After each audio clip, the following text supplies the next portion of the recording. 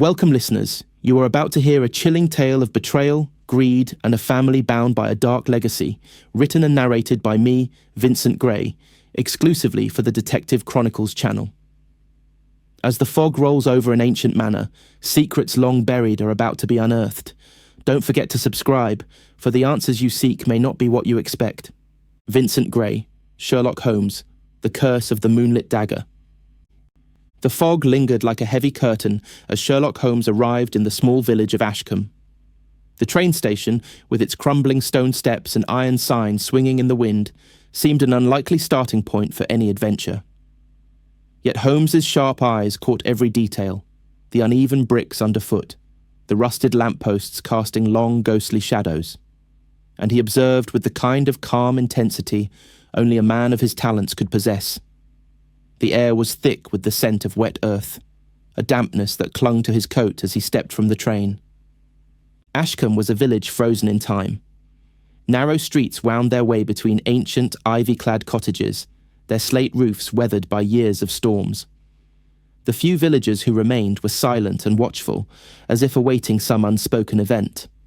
The trees along the cobbled paths were twisted, their gnarled branches resembling clawed hands reaching toward the sky, creating an atmosphere that felt oddly oppressive.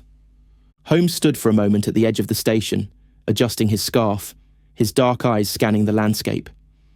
His thin, angular face was as impassive as ever, betraying no emotion.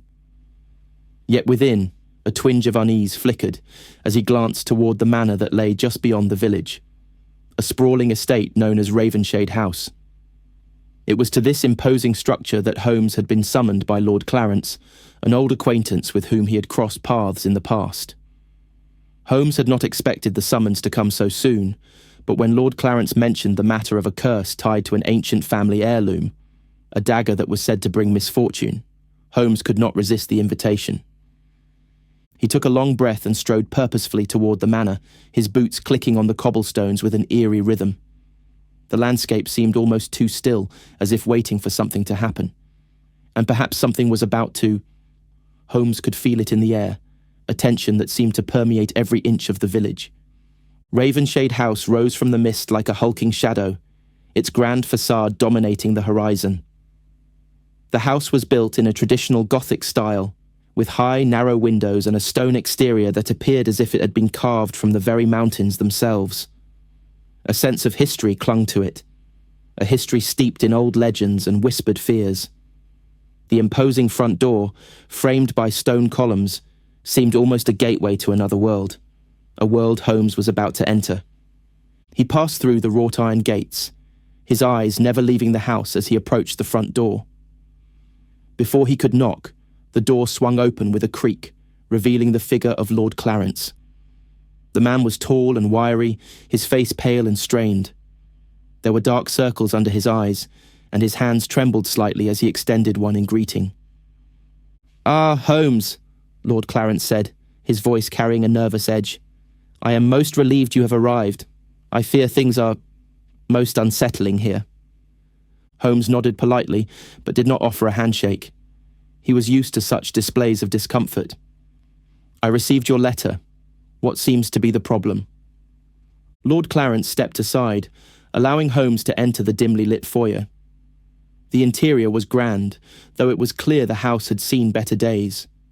The walls were adorned with dark portraits of the Clarence ancestors, their eyes watching silently as Holmes passed beneath them.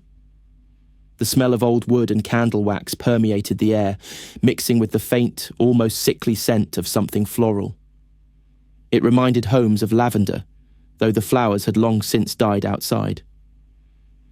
"I must warn you, Holmes," Lord Clarence said as he led him down a narrow corridor. "There are strange happenings in this house. The dagger—" He paused, his voice lowering to a whisper. "It is the cause of all our troubles. You must understand. My family has long believed it to be cursed." Holmes's interest piqued. "The dagger," he murmured, taking in the aged grandeur of the room. "Tell me more." Lord Clarence's eyes darted nervously as they reached the study. "It's been in our family for generations. A ceremonial blade, passed down from my forefathers. But recently, Recently, strange things have occurred. People have fallen ill. My wife, Lady Eleanor, she has grown more distant, withdrawn. And I—" He stopped abruptly, his voice faltering. "I fear something terrible is going to happen." Holmes's mind immediately began to churn, observing every minute detail as Lord Clarence spoke. The man's agitation was palpable, but Holmes also noticed the subtle gestures, how Lord Clarence fidgeted with his sleeve, how his eyes occasionally flicked toward the mantelpiece, where an ornate, velvet-covered box rested. "The dagger," Holmes said softly, stepping closer to the box. "Where is it now?" Lord Clarence hesitated, his eyes darting to the box on the mantelpiece. "It is locked away, hidden. But it—" He stopped himself, shaking his head as if to rid himself of the thoughts that plagued him. Holmes regarded Lord Clarence carefully. The man's fear was genuine, but there was something else beneath it, something he wasn't revealing. Holmes stepped forward, his mind already working through the possible explanations. There was a mystery here, one that had roots deep in both the manor's history and the strange family dynamics at play. And as always, Sherlock Holmes was determined to uncover the truth. "I see," Holmes said, his voice calm and measured. "You've asked for my help, Lord Clarence, and I will do what I can. But first, I must examine this dagger." Lord Clarence's eyes widened, and for a moment, he looked as though he might protest. But instead, he simply nodded, his lips pressed tightly together. Holmes turned to face the ornate box, his fingers lightly brushing the intricate carvings on its surface. He could feel the weight of something unseen, something hidden, beneath the fine craftsmanship of the wood. Whatever lay within that box, it was not just a dagger. It was a key to a mystery that had yet to reveal itself fully. As Holmes prepared to open the box, the air seemed to grow heavier, as though the manor itself were holding its breath. The study, though grand, felt suffocating to Sherlock Holmes as he stood before the velvet-covered box. The silence was thick, punctuated only by the ticking of an old grandfather clock in the corner of the room. Lord Clarence stood nearby, his hand resting nervously against the mantelpiece, eyes fixed on the box, as though it were a wild animal that might leap out at any moment. "Please, Holmes," Lord Clarence said, his voice barely above a whisper. "Be careful. It's not merely a family relic, it's something far more dangerous." Holmes did not respond immediately. Instead, he let his fingers linger lightly on the edge of the box, feeling the faint indentation of its carvings. The craftsmanship was exquisite, the wood polished to a soft sheen. Yet beneath the elegance, there was an undeniable sense of unease that radiated from the box, as if it were a vessel for something far darker than its appearance suggested. He had seen such objects before, mementos that carried the weight of a family's secrets. With a slow, deliberate motion, Holmes lifted the lid, revealing the dagger nestled within. It was beautiful, its hilt adorned with gold filigree, the blade gleaming with a cold, polished sheen. Yet the longer Holmes stared at it, the more he could sense an aura of dread hanging over the weapon. It was as if the dagger itself were waiting, a silent witness to the suffering it had caused. The air around them seemed to grow even colder, and Holmes was momentarily struck by the thought that he was no longer alone in the room. A chill ran down his spine, but he masked it, his expression remaining unchanged. "It is as you said, Lord Clarence," Holmes remarked, his voice low and contemplative. "A fine piece indeed, but I would not call it cursed yet." Lord Clarence took a deep breath, his pale fingers twitching at his side. "You do not understand, Holmes. It is more than just a dagger. It is tied to our family's history, a history of death, misfortune. And I fear now, it is the cause of my own undoing." Holmes glanced at him, his brow furrowing slightly. There was something in Lord Clarence's words that caught his attention, something more than mere superstition. "Tell me more," he urged, his tone shifting to one of genuine curiosity. Lord Clarence hesitated, as if he were searching for the right words, before he finally spoke. "It began with my great-grandfather, who brought the dagger from Egypt. He claimed it was a gift from an ancient pharaoh, though no one ever saw it until it was passed down to my father. Since then, those who have held it, those who have dared to use it, have met untimely deaths. My own father died of a fever after falling ill only weeks after acquiring it. My uncle too died under mysterious circumstances. And now... His voice faltered, and he closed his eyes for a moment as if to steady himself. Now I fear it is my turn. Holmes absorbed this information, his sharp mind already working through the details. Lord Clarence's anxiety was palpable, but Holmes knew that fear could cloud the truth.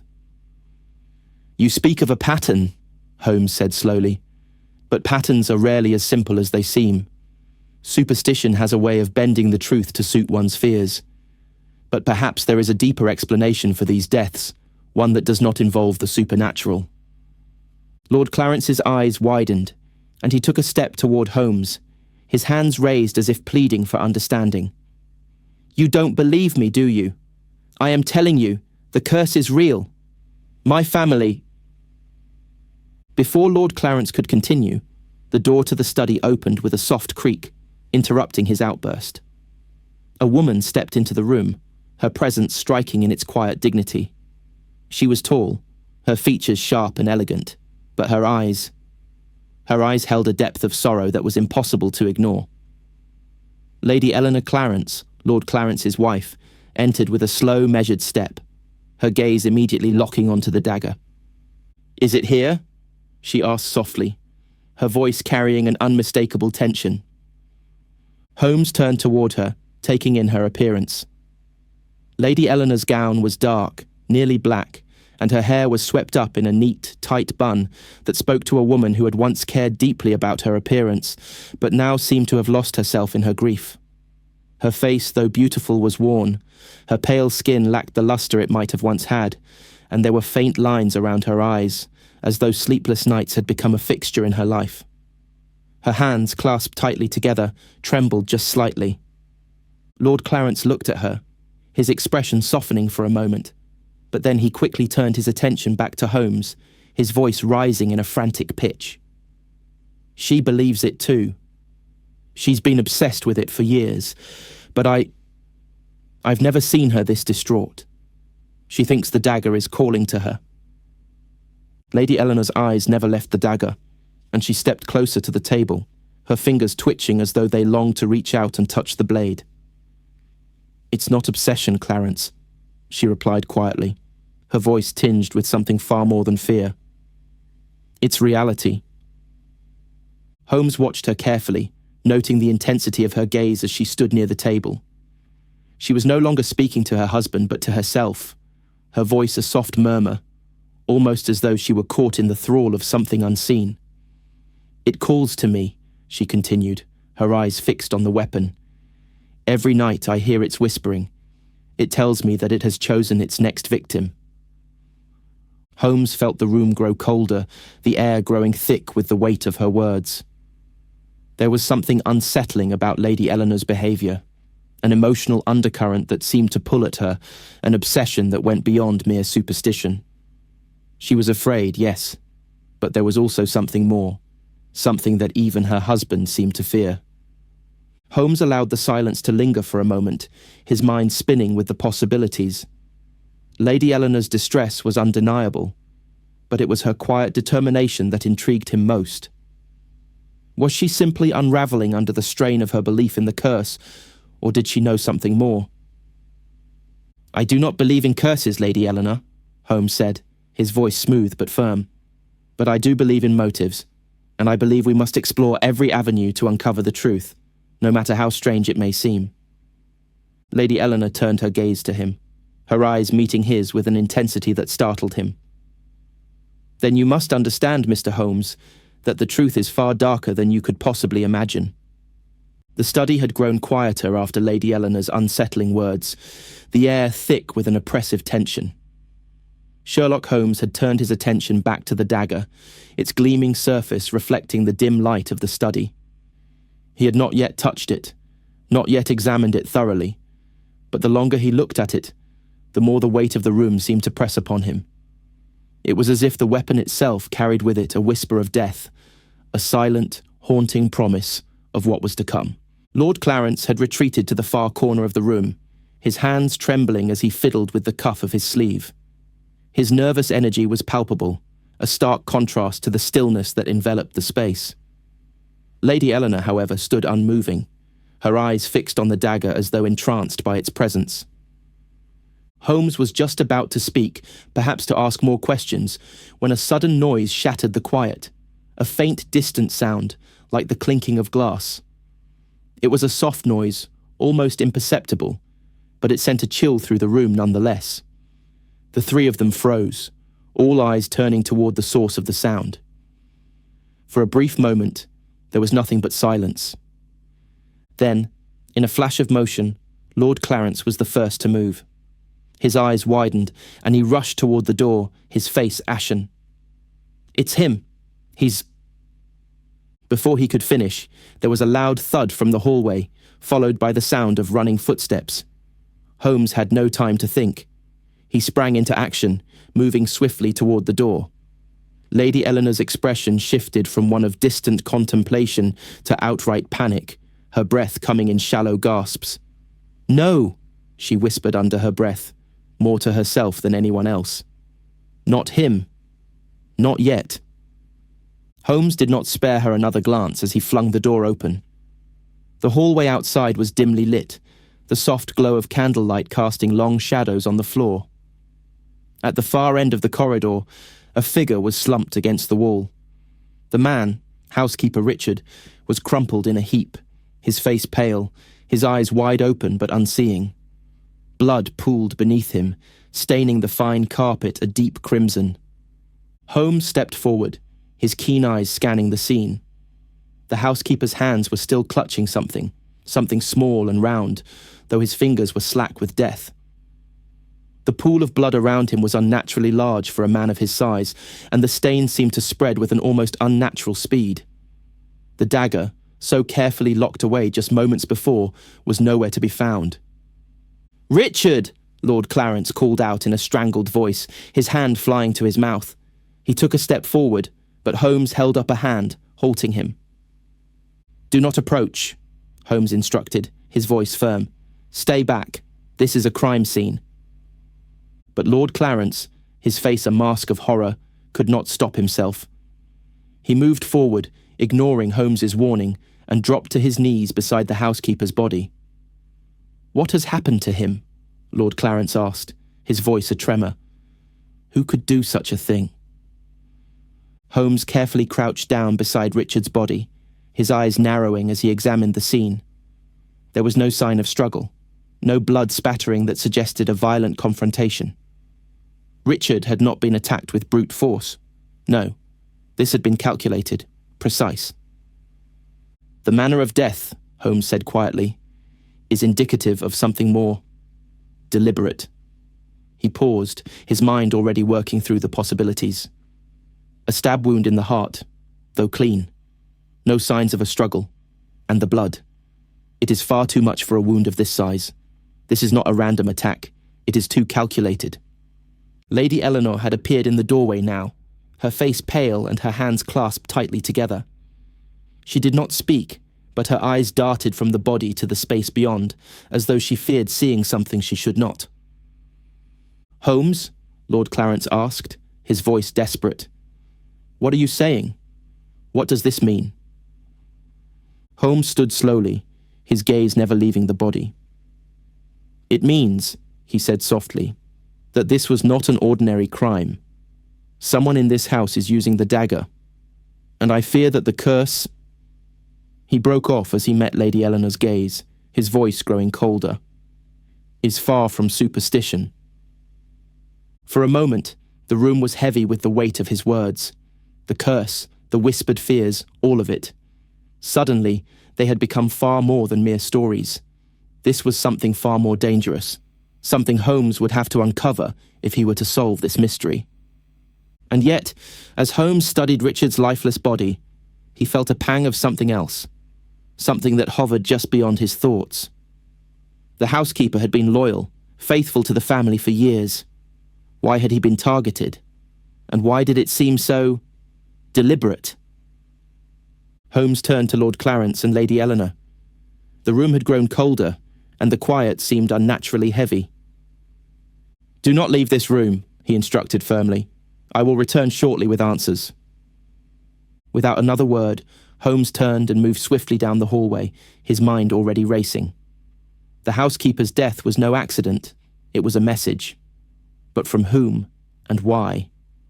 Sherlock Holmes moved swiftly through the house, his mind piecing together the clues that lay before him. He had ordered the body of Richard, the housekeeper, to be removed to the study, where a more thorough inspection could be done. The hallway was silent now, its once dim corners cast in flickering candlelight. Every step he took felt deliberate, as if he were walking through the very veins of the mystery, tracing its pulse. As he reached the study, Holmes stopped for a moment and glanced back toward the hallway. Lady Eleanor and Lord Clarence were still inside, no doubt awaiting further word. He knew they were anxious, but he had no time to indulge their fears. This was a puzzle, and the pieces were slowly coming together, though the picture was far from clear. Inside the study, the room had taken on an entirely different atmosphere. The once calm and carefully arranged space now felt as though it were holding its breath, the air thick with anticipation. Holmes walked over to the desk, his fingers brushing lightly over the top as he examined it. The surface was cluttered, but not with the usual papers or books one might expect. Instead, the desk was covered with a series of maps, some old, some new, and a few hastily scribbled notes. One note in particular caught his eye. It was folded, almost carelessly, and lying just beside the stack of maps. Holmes picked it up carefully, unfolding it with precision. The note was short, almost frantic. The words were written in a scrawl that seemed hurried, as though the writer had been in a rush. "The dagger is coming for me. I know it. Do not trust her. She wants to—" Holmes paused, reading the unfinished sentence, his brow furrowing. The last line was left incomplete, as if the writer had been interrupted. The sense of urgency in the writing was unmistakable, and yet it left Holmes with more questions than answers. Who had written this, and why had it been left on the desk? He placed the note down and moved to the other side of the room. His eyes scanned the space methodically, his sharp mind already connecting the dots between the note and the events of the past few hours. The maps seemed to show various locations around Ashcombe, but there were no marks or indicators, nothing that suggested a real plan. The hastily scribbled notes contained vague references to the curse of the dagger, but it was unclear whether they were written out of fear or genuine concern. Holmes took another step forward, his eyes lingering on the desk, when he noticed something out of place. A single black feather lying on the edge of the table. He moved toward it, his fingers brushing lightly against the smooth surface of the feather before picking it up. The feather was soft, almost delicate, but its appearance here was puzzling. The manor was filled with old, dusty furnishings, but there had been no sign of birds inside. It seemed too out of place in such an environment. "Interesting," Holmes muttered under his breath. He held the feather up to the light, examining it closely. There was something about it that felt wrong. It was too dark, its tip almost unnaturally sharp, as though it had been carefully placed rather than fallen from any bird. Holmes turned it over in his hand, the mystery deepening.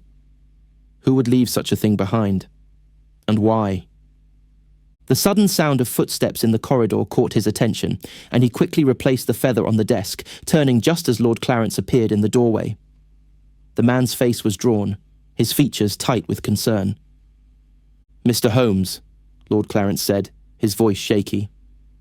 I've been thinking about what you said earlier, about the curse, and Richard. What if it's all true?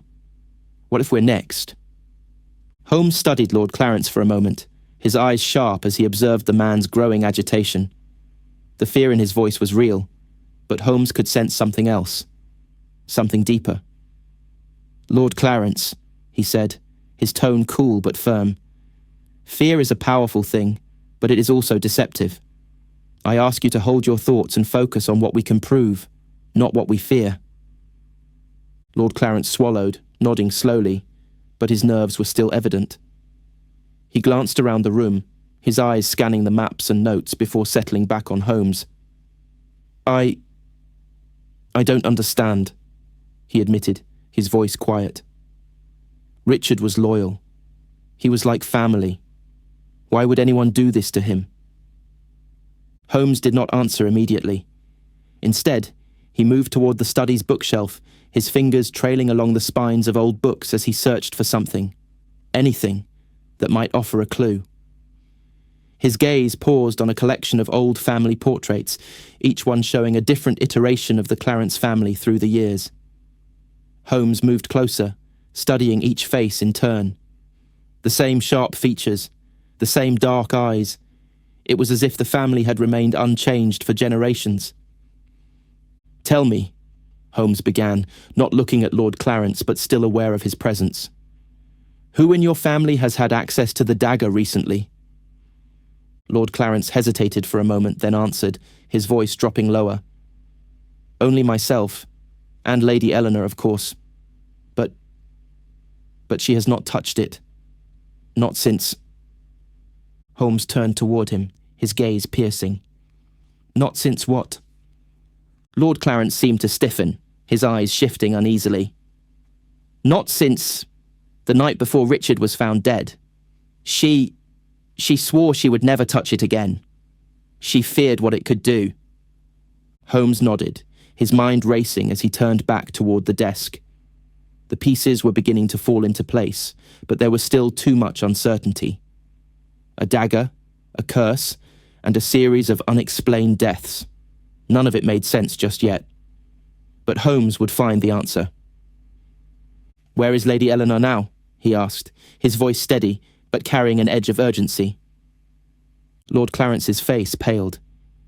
"She's in her rooms."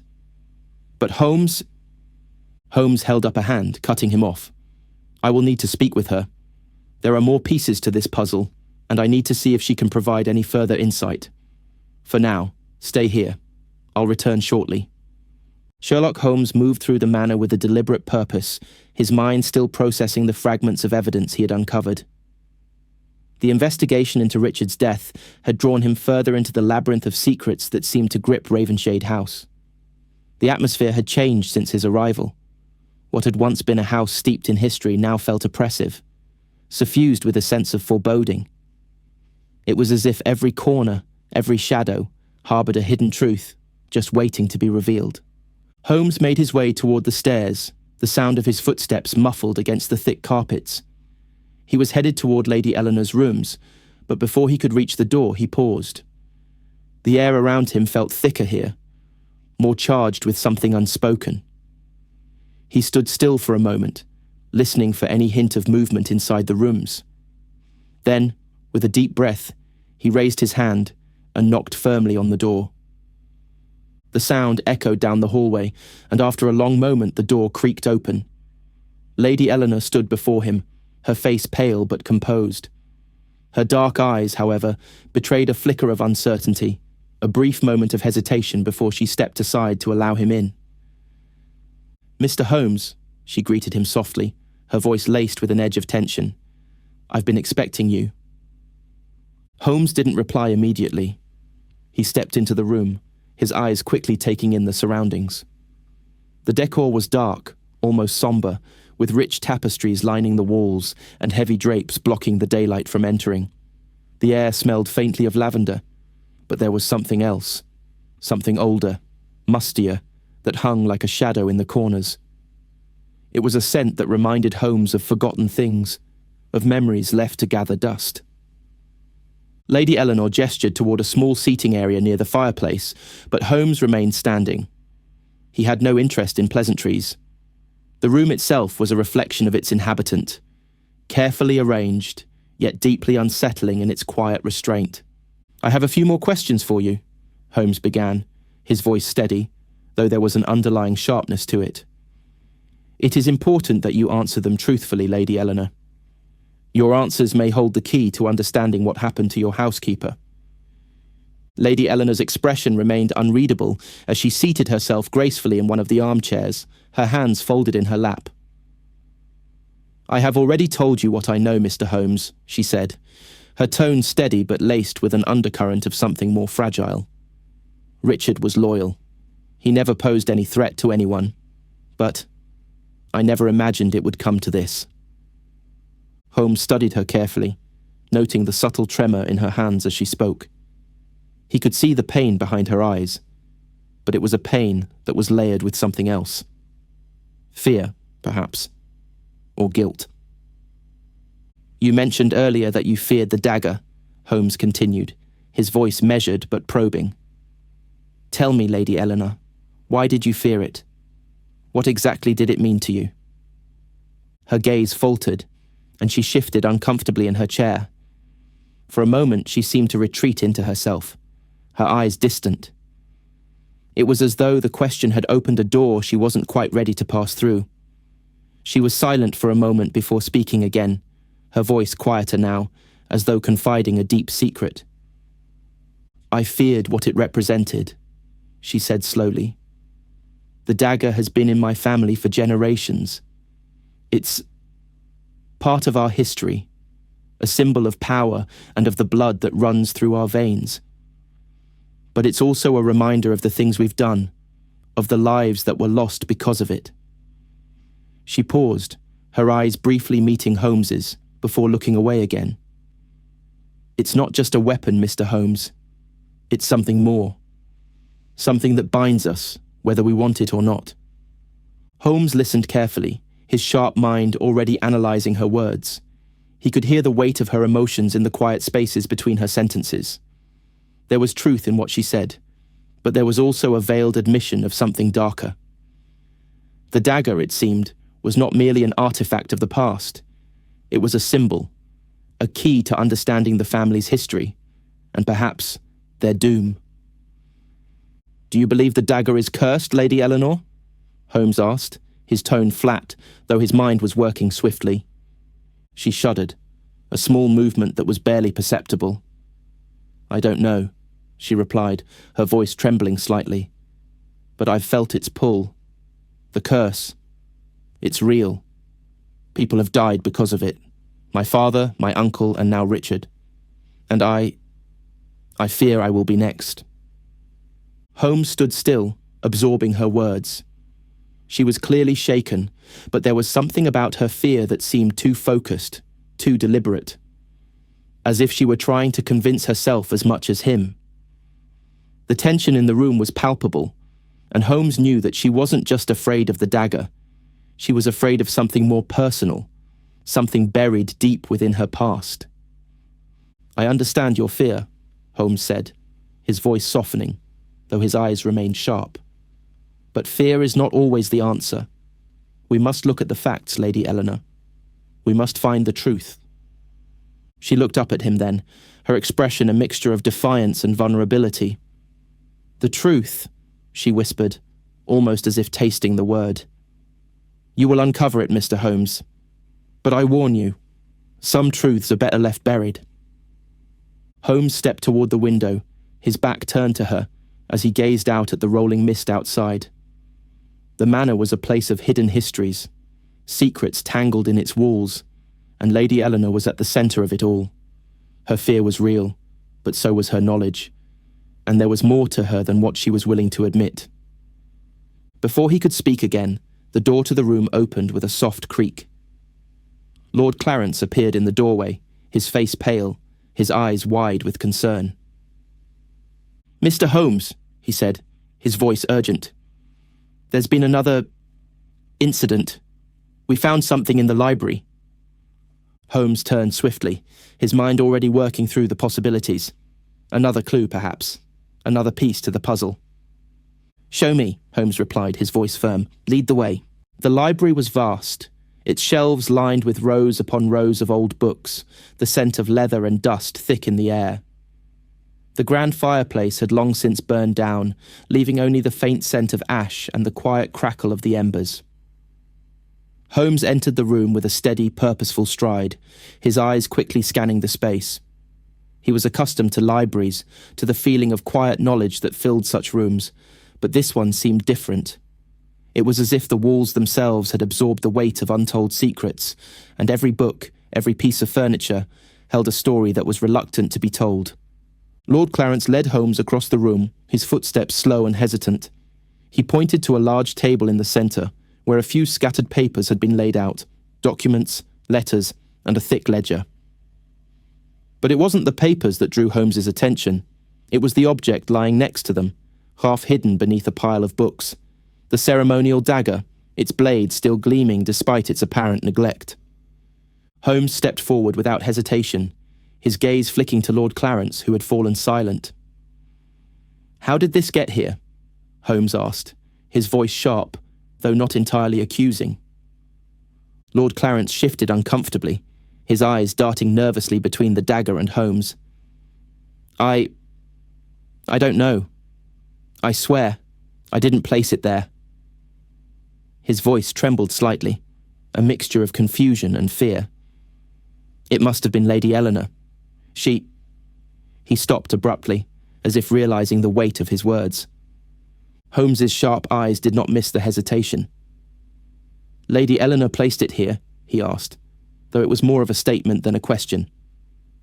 He turned the dagger over in his hands, noting the intricate designs on the hilt, the same ones he had seen earlier. There was nothing unusual about the weapon itself. It was beautiful, but it was also heavy, imbued with an uncomfortable presence that seemed to seep into the air around it. Lord Clarence's mouth pressed into a thin line, his face pale. I don't know," he repeated, his voice breaking slightly. "I don't know what to believe anymore. First Richard, and now this. What is happening to this house?" Holmes could sense the man's unravelling, but he had no time for sympathy. He was piecing together the puzzle, and every new fragment of evidence added to the growing complexity. "You should know by now, Lord Clarence," Holmes said, his voice cool, "that answers do not come easily. We must follow the evidence, not our fears."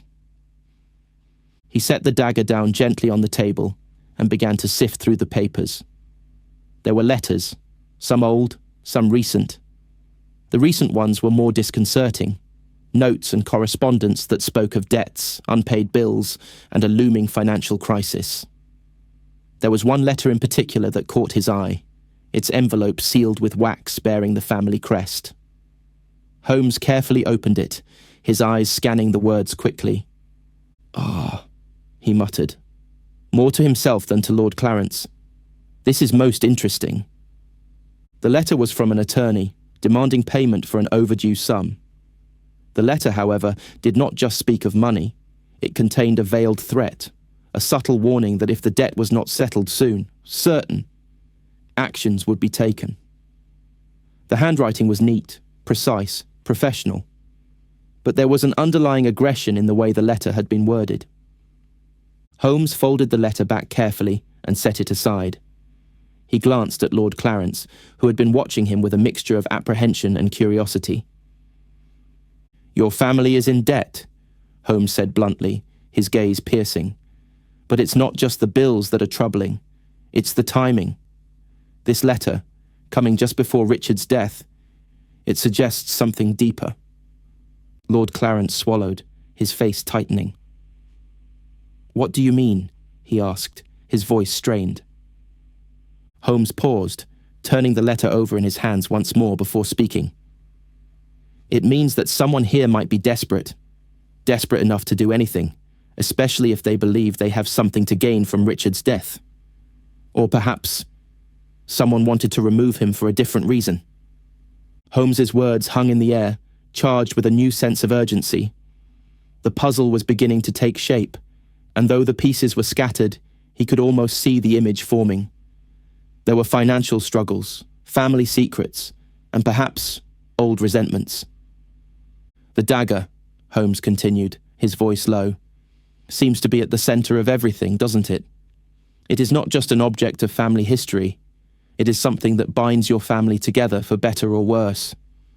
Perhaps it is not just a symbol of power, but of control. And control, my dear Lord Clarence, is something people will kill for." Lord Clarence's face twisted in confusion. "What are you suggesting?" he asked, his voice barely above a whisper. Holmes did not answer immediately. Instead, he moved toward the window, his mind racing. As he gazed out into the mist that still clung to the manor, he couldn't help but feel the weight of everything that had unfolded in such a short time. Richard's death, the mounting debts, and the ever-present dagger, all of it led back to the same question: who stood to gain? He turned back to face Lord Clarence, his expression unreadable. "I suggest that you have been living in a house built on secrets, Lord Clarence," he said quietly. "And now, those secrets are beginning to bleed through." Sherlock Holmes stood motionless by the window, his mind whirring as he reviewed the scattered pieces of evidence that had accumulated since his arrival at Ravenshade House. The fog outside was thick, obscuring the garden and giving the manor an air of isolation. Yet it was inside, within these walls, that the mystery lay, tightly coiled like a serpent, waiting to strike. His thoughts drifted back to the peculiar details he had uncovered. The dagger, its sinister presence at the heart of the household's legends, seemed to be a pivotal symbol. But Holmes knew that in any case, the appearance of a single object did not constitute a crime. No, it was the people involved that held the key to the puzzle. And the Clarence family was no ordinary group. They were bound by history, by debt, and it seemed by a shared propensity for secrecy. Turning away from the window, Holmes returned to the table, his sharp eyes scanning the pile of papers once more. His fingers brushed over the letter from the attorney, still unopened in its envelope. He had learned much from the words within it, more than Lord Clarence realized. The debts were mounting, the family's assets shrinking. Yet the timing of Richard's death had thrown a shadow over it all, and Holmes had begun to wonder if Richard had known more than he should have. Perhaps the housekeeper had discovered something that threatened to unravel the delicate balance of the Clarence family's fragile existence. Holmes glanced at Lord Clarence, who stood nervously near the doorway, his hands wringing together in an unconscious display of agitation. The man was under strain, yes, but he was not the only one. The entire family seemed to be caught in a web of deceit and desperation, and Lady Eleanor, despite her outward composure, was no stranger to this strain.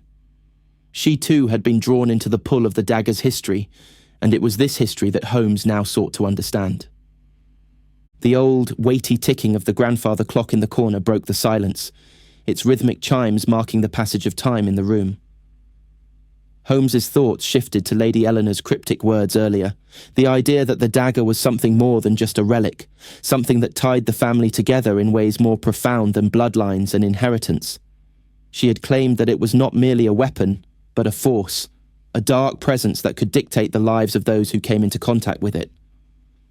Holmes's gaze lingered on the family portraits that lined the walls. The ancestors, their painted faces forever captured in solemn expression, stared down at him, as if challenging him to uncover the truth buried beneath their gazes. What had they known? What had they done? The dagger, passed down from generation to generation, had become the symbol of a family doomed by their own past. And now, Richard had died, his body found with the same cold precision that marked the killing of a man bound by old debts and old power. Holmes turned back to Lord Clarence, his expression hardening.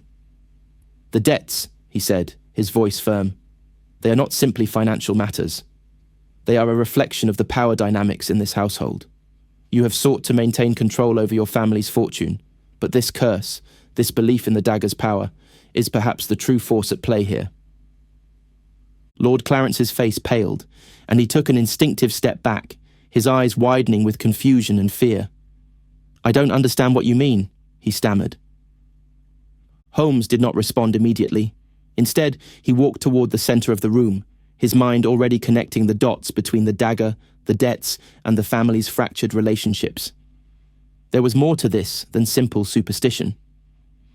The cursed history of the dagger was not the cause of the deaths. It was merely a catalyst, a tool used by someone who stood to gain from its destruction. Someone who had the most to lose if the family's secrets were exposed. "You've told me that your family has long believed in the dagger's curse," Holmes continued, his voice growing steadier as he formed his theory. "But what if the true curse is not the dagger itself? but the need to control the inheritance tied to it? And what if Richard, the housekeeper, uncovered something that threatened the carefully maintained order of this house? Lord Clarence's hands were now shaking, though he tried to hide it by clasping them behind his back. "Richard?" he whispered, as if trying to make sense of the words. "What do you mean?" "Richard was loyal. He would never—" Holmes held up a hand to silence him, his eyes piercing. "He discovered something, Lord Clarence. Something that connected the debts, the dagger, and your family's darker dealings.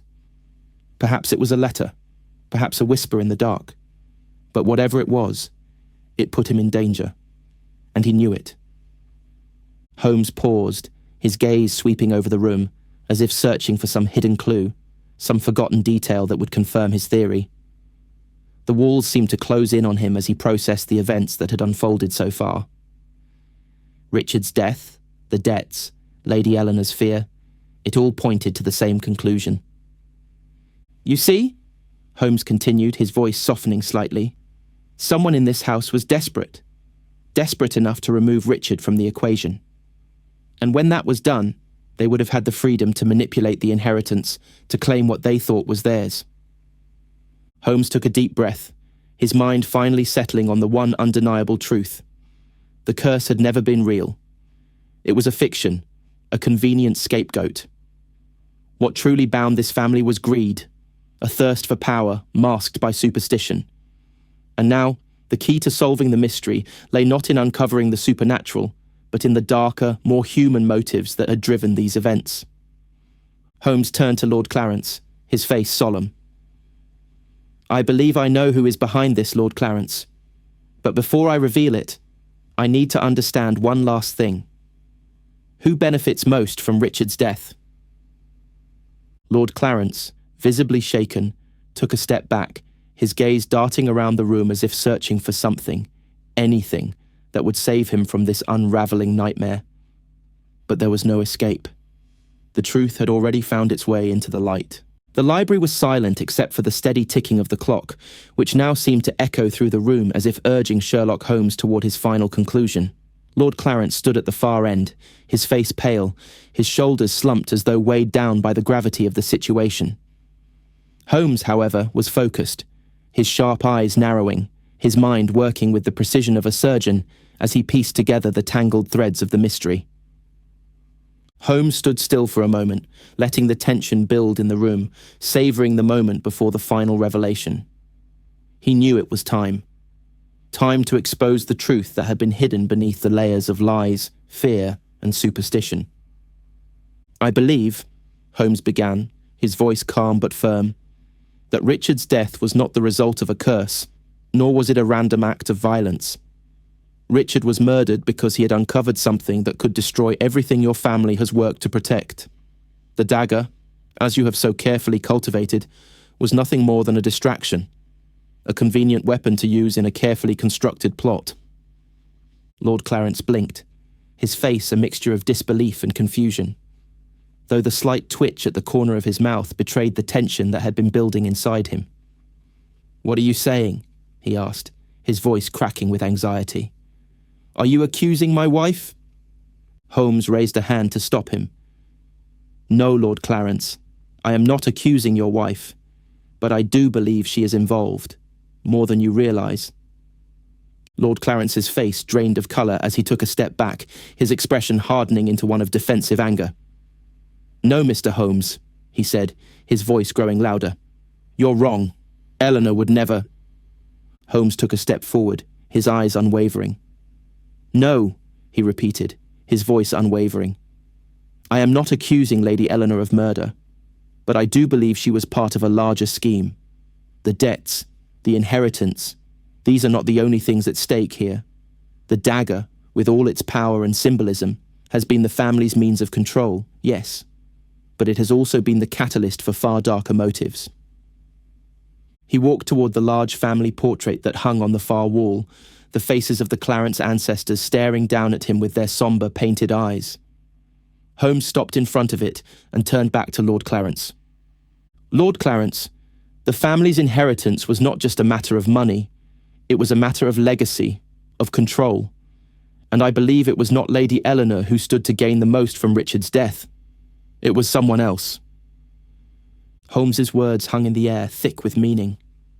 Lord Clarence's brow furrowed as he watched Holmes, his posture stiff, as though preparing for the worst. The tension in the room grew unbearable, and for a moment Holmes allowed the silence to build. He could feel the weight of the family's secrets pressing down on him, each one leading him closer to the truth.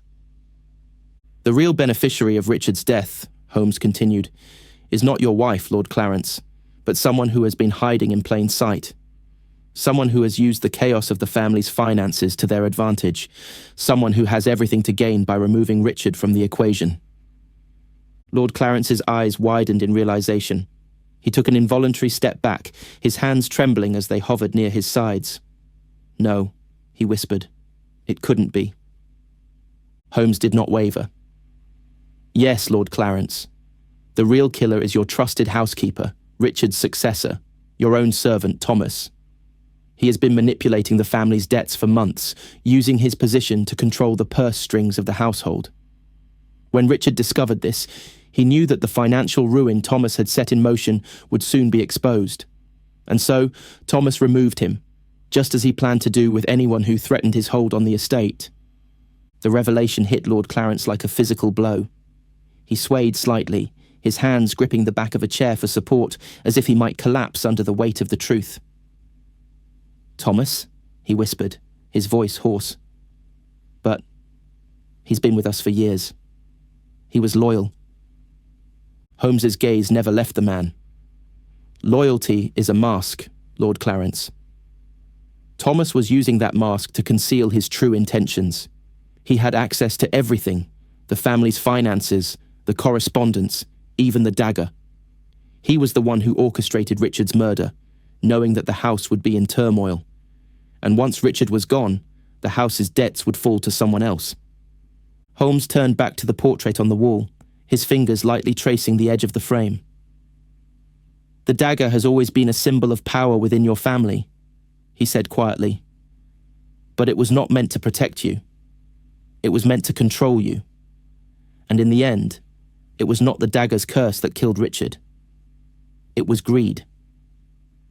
For a long moment, there was silence, broken only by the soft tick of the clock. Lord Clarence stood there, trembling, his hands gripping the chair tighter. His face was a mask of disbelief, his mind still struggling to reconcile what Holmes had just revealed. And then, slowly, the door opened behind them. Thomas stepped into the room, his usual calm demeanour replaced by an air of nervous anticipation. His eyes flicked briefly to Lord Clarence, then to Holmes. He looked as though he were trying to gauge the mood of the room. "What is it, Thomas?" Lord Clarence asked, his voice barely a whisper. Holmes turned to face the man, his voice cold. "Thomas," he said, his words measured and deliberate. "I think you know exactly why we're here." Thomas's expression faltered for just a fraction of a second. His eyes, once steady, now seemed uncertain. But the flicker was enough. Holmes was certain. With a sudden movement, Holmes reached into his coat and pulled out the letter, the one that had been hidden away in the library. "You thought this was a secret, didn't you?" Holmes said softly, holding it out for all to see. "But nothing remains hidden forever, Thomas." Thomas froze, his eyes widening in realization. He took a single step back, but it was too late. "You are under arrest for the murder of Richard," Holmes said, his voice steady and unwavering.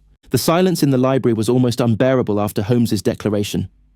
Lord Clarence remained motionless, his face drawn with horror as he absorbed the truth of Holmes's words.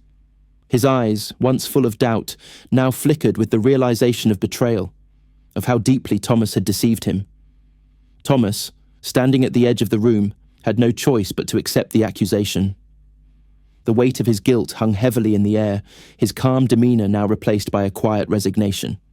Holmes stood between them, his posture stiff, his face as unreadable as ever.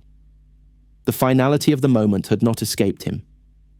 He had uncovered the truth, finally piecing together the motives and the players, and now the resolution had come. It was almost too easy, the way the truth had fallen into place. As always, Holmes had been able to see the path when others couldn't. Lord Clarence blinked slowly, as if waking from a nightmare, and finally, with a voice barely above a whisper, he spoke. How could he do this? How could Thomas betray us?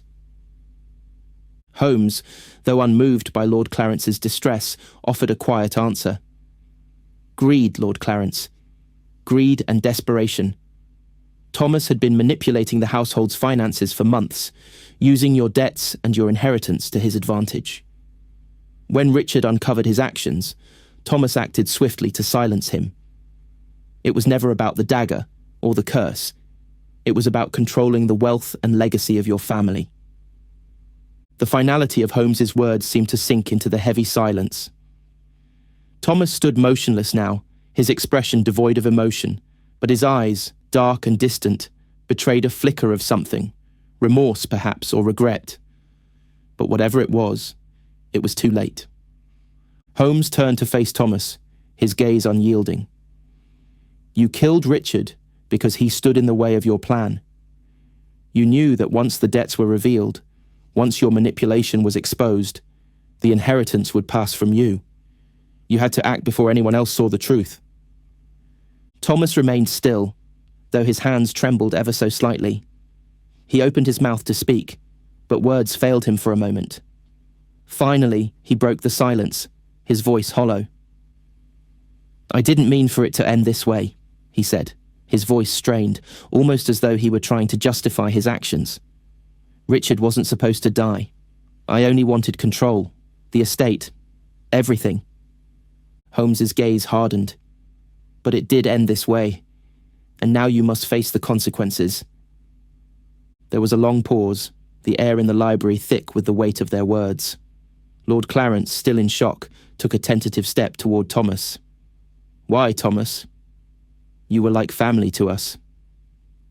Thomas's eyes flickered with a brief, almost imperceptible emotion, a flash of something akin to guilt. But it vanished quickly. I needed it, he whispered. I needed to be free. Free of the debts, the limitations of serving someone else. I thought that if I could control the fortune, control the house, I would finally have something of my own. Lord Clarence's face twisted with disbelief. But you killed Richard. You murdered him in cold blood. Thomas's voice cracked. I didn't want to. But when he found the letters, when he threatened to expose me, what else could I do? He was going to ruin everything. I panicked. Holmes stepped forward, his presence commanding. And so you killed him, Thomas. You used the family's history, the legacy, as your weapon. You hid behind the story of the curse, knowing that everyone in this house would believe it. You manipulated their fear, their belief in something beyond their control. A heavy silence fell over them as Holmes's words echoed in the room. There was no more to say, no more justifications that could be made. The truth had been laid bare, and now the only thing left was the inevitable conclusion. Holmes turned back toward Lord Clarence. The authorities will be informed immediately, Lord Clarence. Thomas will face the charges for Richard's murder, and the estate's finances will need to be addressed in due course. It will be a long process, but the truth is now out in the open. Lord Clarence's shoulders sagged, and for a moment he looked utterly defeated. What have I done? He whispered, his voice filled with regret. I trusted him. I let him take control of everything. Holmes's expression softened ever so slightly. Trust, Lord Clarence, is a fragile thing. It is earned, not given freely. And your family has learned that lesson the hard way. Holmes paused, his mind already shifting to the next steps. The family would face their reckoning, but it would be a long road to recovery. The inheritance would be dealt with, the debts sorted, and the truth of Thomas's actions would be made public. But even now, as Holmes stood in the middle of the room, he couldn't help but feel a pang of something deeper, a realization that the family's legacy would be forever tainted by this betrayal. Turning away from Lord Clarence, Holmes glanced once more at the family portraits lining the walls. The cold, painted faces seemed to look down at him, unblinking, as if silently acknowledging the dark truth that had unfolded in their very house. "Well," Holmes said, his voice cool, but with a note of finality. "The case is closed, Lord Clarence. The truth has been uncovered. It is now up to you to rebuild." Lord Clarence nodded slowly, his eyes distant. "Thank you, Mr. Holmes," he said, his voice almost hollow. "For everything." Holmes inclined his head slightly, his eyes momentarily softening. "It is my duty, Lord Clarence, and I must be on my way now." As Holmes turned to leave the room, his steps measured, he couldn't help but reflect on the events that had brought him here. The family's downfall, the lies, the betrayal.